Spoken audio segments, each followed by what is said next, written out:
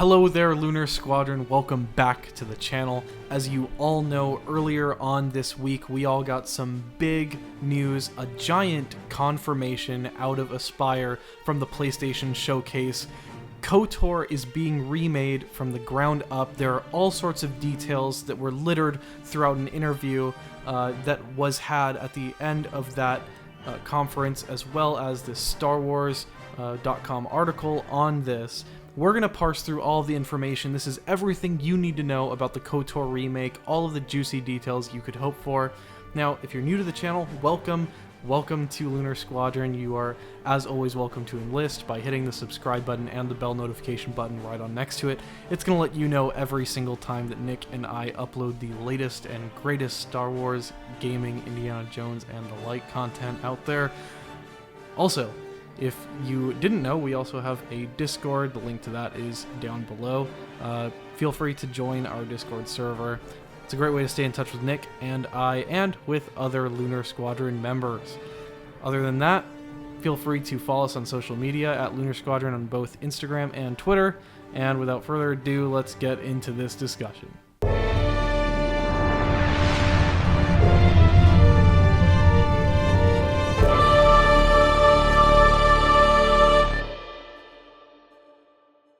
A lot of details about the Kotor remake have surfaced this week. I think the first big news for a lot of people is that this game looks to be a console exclusive. It says PS5 and PC are the platforms that this game is going to be featured on. A lot of people are disappointed in this whole console exclusivity thing, huh, Nick? Yeah, I think there is a lot of disappointment. I think there's also a lot of confusion going out there just because there are some conflicting reports as to whether or not this is an exclusive or if this is a timed exclusive. At the very least, this appears to be a timed exclusive, releasing at first on both PC and the PlayStation 5. One thing to note, if it is a timed exclusive, is that unlike Microsoft, where their timed exclusives can last a few months, Sony's history shows that it could last 1 to 3 years, if not longer. So even if it is a timed exclusive, we could be looking at a pretty long time frame before this game makes its way to the Series X and S, which is very interesting because of Kotor's history being on Xbox. So it's just very interesting that this time around it will be a PlayStation exclusive in some regard to start off. Yeah, I mean, that definitely is kind of ironic, isn't it? Ironic. I think Aspyr was in a position where it kind of decided to make this trade-off here, where it looks like on the one hand, they have lost a potential segment of the market which probably loves their game or would love their game. Like you said, some people grew up playing this game on Xbox and are still playing on Xbox nowadays and are going to be cornered out of playing this game. However, they decided that that risk was worth it by pairing up with SIE, at least to have some limited exclusivity here. That SIE partnership seems like it's paying off, though. It looks like there are devs from AAA studios involved in the development of some big hitting titles such as Ghost of Tsushima, obviously PlayStation SIE exclusive there. So I wonder if that trade-off is going to make a big difference for this project, huh?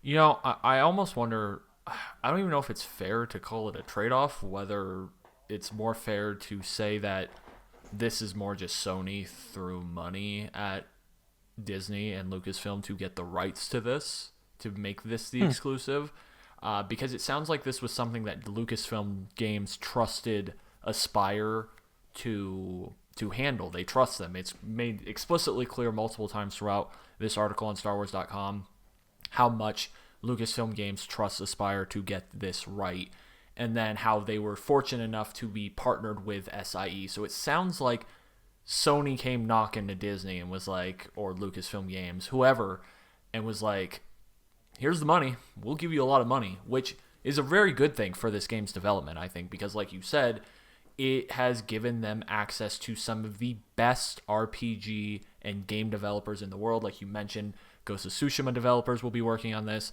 Demon Souls Remake people will be working on this, and they say that they have people from basically the biggest games in the world working on this. They even have some people who go back to BioWare, who have connections from BioWare, who have original credits on the original KOTOR games. So it sounds like from these articles that they are really trying to get this one right, which is important because Aspyr has a history with Star Wars ports. Some good, some bad, some mediocre. So I know a lot of people are kind of, maybe not a lot of people, but me personally, a little fearful when I heard that Aspyr would be getting this huge responsibility. Because let's not understate this. This is a huge responsibility they have before them. This is considered by many to be the greatest Star Wars game ever made. It has the highest Metacritic score of any Star Wars game at 93. This is not some small game. This is a huge deal to Star Wars fans. So they need to get this right. And coming off that Republic Commando port, I'm feeling a little uneasy, but I feel a lot better now that I know Sony is has a huge presence in the making of this game.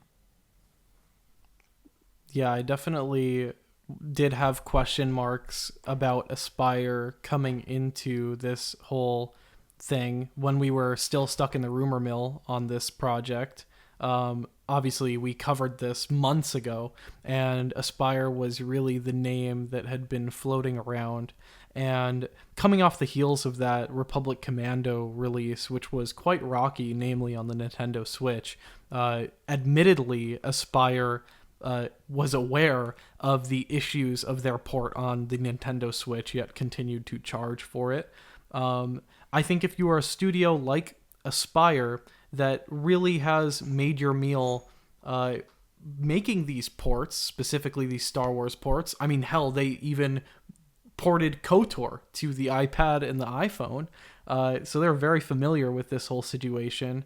I think they were well aware that they had to bulk up as a dev team, and coming to SIE just seems like a partnership that really does make sense, because SIE is one of those companies that really does invest in their partnership dev teams. And who knows, maybe this could turn into an acquisition later on down the line where SIE might take on Aspyr as a studio to make, or in the long run remake from the ground up, a bunch of Star Wars titles. Who knows? I think sky's the limit. This is kind of Aspyr's proving ground right now to show what they're made of and how great of a game they can produce.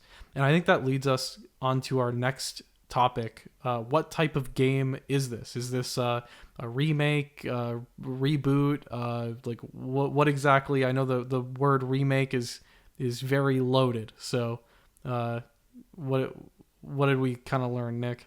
So it has a remake in the title, but I know that is still confusing for a lot of people out there. And basically what that means is it's not a reboot, insofar as a reboot is more like if you look at the most recent Modern Warfare in 2019, where it took the original characters and fan favorites and just completely retold the story from a complete different place, just with the same characters, same era.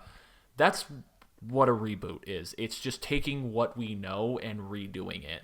A remake, and it's not a remaster. That's the other one. There's three R words here: remaster, reboot, and now there's director's cuts. Yeah. So remaster would be them just taking the original KOTOR game from almost 20 years ago now. It's been a long time, and just polishing it, getting it better looking, not really messing with the mechanics, not messing with the gameplay, not messing with really anything, just making it look better, increasing the resolution, increasing the graphics, doing a little work here and there, just polishing. Not much work involved in that. A remake is kind of like this, like, in the middle Goldilocks zone kind of thing. So their intentions based off this article is to, as they directly say, write a love letter to KOTOR. They want to tell the story in kind of a new way, but it still remains faithful to the original game. So to me, that sounds like it's going to be mainly the original game, but with some new changes, some additions, some subtractions, And it's just basically trying to modernize this masterpiece with just some new features that they were probably not able to accomplish all those years ago. Similar to what they will be doing with Dead Space. That is also a remake. They are taking the original Dead Space and just bringing it into the modern time and really expanding on the game and the abilities that they just did not have when the original game came out and that they weren't able to do. Yeah, I think you put that quite beautifully. I think Remake does nestle in on that space in between a remaster and a reboot. The quote here, honoring the past, looking forward to the future. They really do want to give people the same feel of that story, but in a way that a modern audience can appreciate. I think that's a noble goal. I think it does a great job at preserving some of these stories, which might have been lost to newer generations getting in gaming that won't give this game the time of day with what it looks like. I know that side-by-side of the Darth Revan graphic has been kind of blowing people's minds recently.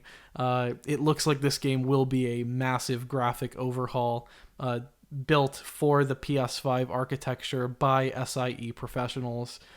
This looks like it's going to be a heavy hitter. They're not messing around with this one.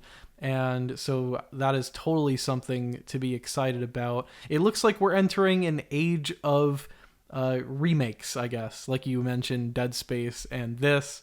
I wonder, how do you feel generally, Nick, about that? Would you rather these studios focus their time on like new stuff, or are you gung-ho about this whole project? Is this something that you're really excited to play and something that you think needs to happen? No, I'm very excited for this. KOTOR is iconic. I mean, there's no other words to describe KOTOR other than iconic, and I would love to play this game on the PS5's architecture, and the fact that Sony is so heavily involved, which means the team over at Aspyr will get just hands-on with the PS5 architecture and be able to optimize this almost like a first-party game for the PS5, which we already know that those games just run beautifully on the PS5. I mean, Ratchet and Clank Rift Apart, Ghost of Tsushima, all of those games, Miles Morales, they just run so damn well and look so good on the PS5.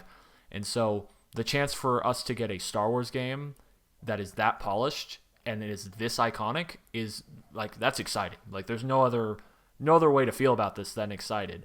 I am a little cautious just because anytime you try to take something that is so loved and iconic and try to put a new spin on it, you do open up yourself to, mess with something that you shouldn't mess with.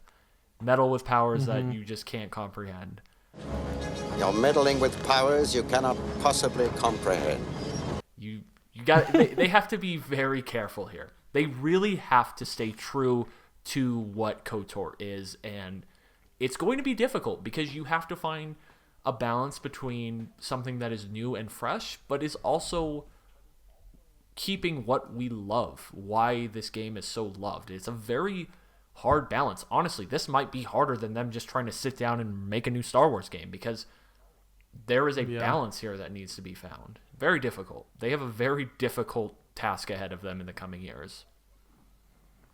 This is definitely, when we talk about a breakout party for Aspyr, this is definitely a giant task that if they nail it, it will really put this studio on the map. I just think them being involved with KOTOR Remake at this point is doing wonders for them, and they really need to seize that opportunity. I'd kind of like to wrap this discussion up with a quote from the lead producer at Aspyr, Ryan Treadwell. In this interview, he kind of hones in on the fact that when he was playing KOTOR as a kid, he said, it wasn't until I started playing KOTOR that I really understood how cinematic they could be, referring to RPGs. I think we should really expect an incredibly cinematic story here. I think the focus is going to be on cinematics. I think that's why they have partnered with SIE. If you look at what makes SIE exclusive so great, titles like Ghost of Tsushima, titles like God of War, like Horizon, like Ratchet and Clank, these are all SIE titles which focus on that cinematic video game experience. I think their partnership with SIE and this quote is kind of a testament to what they're trying to do here, is build a cinematic experience that hones to that story and puts it on that modern platform to really get people paying attention. If that's what they're doing, sign me the hell up. I'm really excited for it. You know what the goal should be? Finally make the gameplay look like the cinematic cutscenes. Oh my god, that should... I mean, listen, that short teaser isn't far off, right? If that is what the gameplay looks like, if it looks anything like that, then we are in for something historic. Incredible. Honestly, I'm doubtful because it's Aspyr, but also SIE helped. Listen, look promising Sony's here. involved. That's all I gotta like. That makes me feel listen, so much better knowing Sony. If anyone can pull it off, these AAA devs know what they're doing. This is an incredibly talented studio. They've assembled a team, and they're ready to blow the doors off this assignment. Hopefully this isn't a dumpster fire. Tell us what you guys think in the comments down below.